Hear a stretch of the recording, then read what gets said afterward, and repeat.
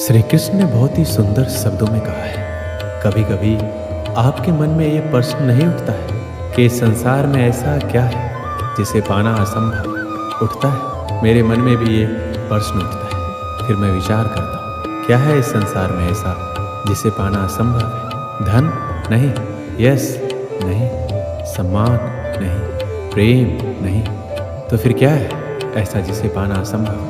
तो इसका उत्तर है अपनी स्वयं की भूल, अपना स्वयं का दोष जो कभी किसी को नहीं मिलता। और यदि किसी को मिल भी जाए तो वो व्यक्ति अपनी भूल स्वीकार करना नहीं चाहता, किंतु जो व्यक्ति अपनी भूल स्वीकार करता है, अपना दोष स्वीकार करता है, संसार में कुछ भी पाने के लिए कोई उसके सामने कोई भी बाधा नहीं रहती। इसलिए आत्मविश्वास अवश्य रखिए, प्रयास करते रहे कि आपसे कोई भूल ना हो, किंतु आत्म मंथन भी। और यदि आपसे कोई भूल भी हो जाए तो उसे स्वीकार करें, उसे सुधारने का प्रयास करें, आपका जीवन अधिक आनंदमय हो जाएगा। श्री कृष्ण ने कहा है कि हम व्यक्ति एक कठपुतली है जो कि आते हैं इस दुनिया में और चले जाते हैं। उसके ना तो आने का समय निश्चित रहता है और ना ही जाने का समय निश्चित रहता है। एक सीमित सीमा के लिए आते हैं और इस दुनिया से चले जाते हैं। इस बात को श्री कृष्ण अपनी इन पंक्तियों में कहते हैं कि व्यक्ति मिट्टी से ही बना है और वह मिट्टी में मिल जाता है। उसका अस्तित्व सिर्फ इतना ही है, इसलिए व्यक्ति को लोभ लालच की भावना नहीं रखनी चाहिए, क्योंकि ना तो वह कुछ लेकर आता है और ना ही वह कुछ लेकर चला जाता है। वह जिंदगी भर काम करता अपने दूसरों के लिए और मरने के बाद वह दूसरों के लिए ही सब कुछ छोड़ जाता है। इसलिए हमें लोभ लालच की भावना छोड़कर सदाचार की भावना अपना लेनी चाहिए, क्योंकि इसी में सारे जगत की भलाई है। श्री कृष्ण कहते हैं इस दुनिया के लोगों की यही परेशानी है कि वह किसी न किसी बात को लेकर चिंतित रहते हैं और दूसरों की ज़िंदगी पर नज़र डालते हैं और देखते हैं उनकी ज़िंदगी कितनी आसान है, कितनी अच्छी है, पर वह अपनी ज़िंदगी की बुराई करते रहते, चिंता करते रहते। हर व्यक्ति को जीवन में किसी न किसी बात की चिंता परेशानी रहती है, पर उसे अपनी ज़िंदगी कभी अच्छी नहीं लगती, उसे दूसरों की ज़िंदगी अच्छी लगती है, उसी पर उसकी नज़र रहती है। हमें चिंता छोड़कर ध्यान रखना चाहिए कि जीवन में जो कुछ भी होगा अपने निश्चित समय पर ही होगा, उस पर हमारा कोई हाथ नहीं है, ये हमारे हाथ में नहीं है। इसलिए चिंता छोड़कर हमें अपने कर्म पर ध्यान देना चाहिए, क्योंकि अगर काम अच्छा होगा तो सब अच्छा होगा। इसलिए चिंता छोड़कर धैर्य रखो, जो होना है वह होकर रहेगा। इसमें ना कुछ हम कर सकते हैं और ना ही हम कुछ कर पाएंगे, ये हमारे हाथ में नहीं है। इसलिए अपने कर्म पर फोकस करें, उसी से इस जीवन का निर्माण और विनाश होगा। श्री कृष्ण कहते हैं जीवन में कुछ पाना हो तो सोच और कर्म बड़े आवश्यक होते हैं, किंतु क्या केवल सोच से, क्या केवल कर्म करने से आपको सफलता प्राप्त होगी? नहीं। कुछ लोग सोचते रह जाते हैं और कर्म नहीं कर पाते और इसी कारण से उन्हें सफलता प्राप्त नहीं होती। कुछ लोग बिना सोचे समझे कर्म करते रह जाते हैं, उन्हें भी सफलता प्राप्त नहीं होती। स्मरण रखिएगा, वृक्ष को काटना हो तो कुल्हाड़ी के लगातार प्रयास करने के साथ ही कुल्हाड़ी किस दिशा में मारी जानी चाहिए, इसका ध्यान रखना पड़ता है। सोच और कर्म इनका ठीक से सम्मिश्रण करेंगे तो अवश्य ही सफलता मिलेगी। श्री कृष्ण ने क्या खूब कहा है, आत्मा अमर है। ये हमारा देह एक रेत के समान है जो आखिरकार मिट्टी में मिल ही जाता है, पर हमारी आत्मा अमर है, ना इसका कोई अंत है ना कोई इसका मरण है। हमें कोई भी हमारे शरीर को मार सकता है पर हमारे आत्मा को नहीं मार सकता, वह कभी मरता ही नहीं है। व्यक्ति को कभी मारा नहीं जा सकता। इस बात को श्री कृष्ण अपनी भागवत गीता की बातों में बताते हैं कि व्यक्ति कभी मरता नहीं है, उसका शरीर मर जाता है पर आत्मा हमेशा के लिए जिंदा रहता है। श्री कृष्ण कहते हैं आप खुद ही अपने जीवन के निर्माता हैं। आप जैसा बीज बोएंगे वैसा ही काटेंगे। आप जितना परिश्रम करेंगे आप उतना ही अच्छे परिश्रम का परिणाम पाएंगे।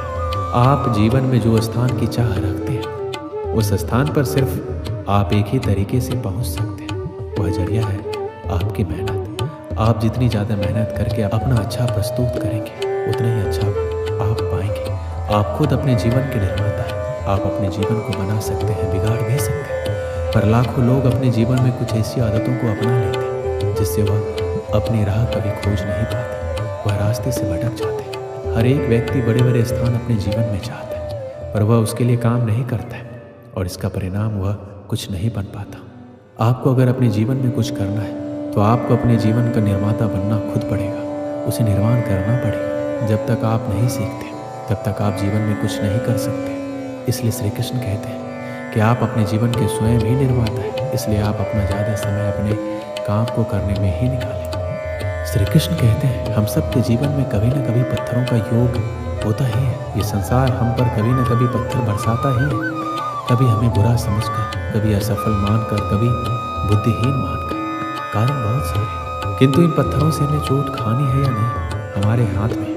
या तो आप इन पत्थरों से चोट खाकर आंसू में डूब सकते हैं, या फिर आप इन पत्थरों से सेतु बनाकर समस्या का सागर पार कर सकते हैं। निर्णय आपका है। ये पत्थर प्रतीक है हमारी निंदा का, हमारी आलोचना का, और जो इस आलोचना को नकारात्मक लेगी वो केवल कष्ट ही पाएगा, और जिसने इस आलोचना को विकास का आधार बना लिया वो सफलता के शिखर चढ़ेगा। इसलिए स्मरण रखिएगा, आलोचना आपका शत्रु नहीं, आपका सबसे बड़ा मित्र है। श्री कृष्ण कहते हैं कि धर्म को अपनाना हमारे अस्तित्व में है और वही हमारी पहचान है।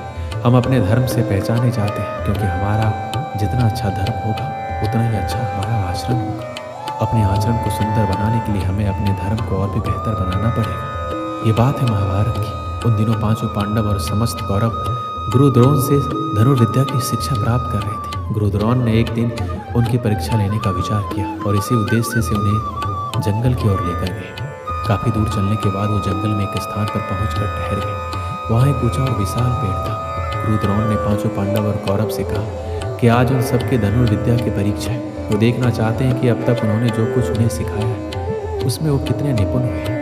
पांडव और कौरव तैयार हो गए।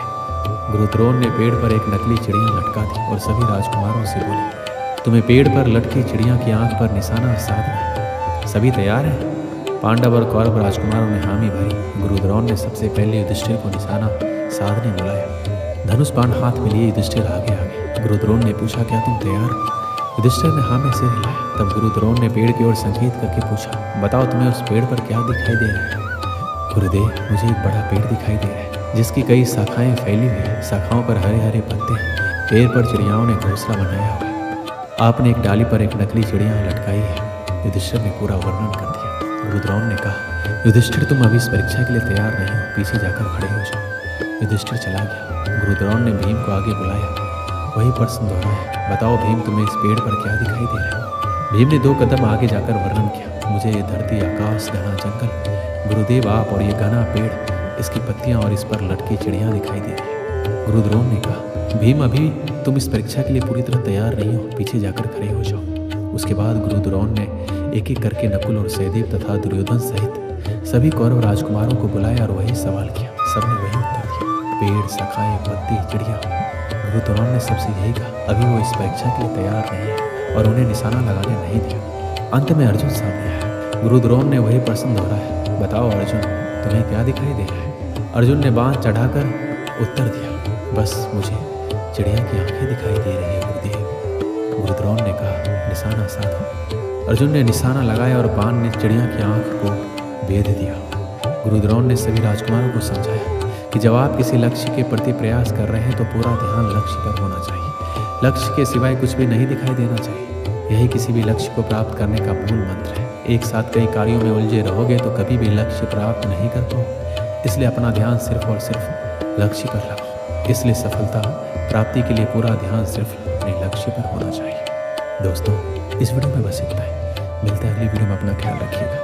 धन्यवाद।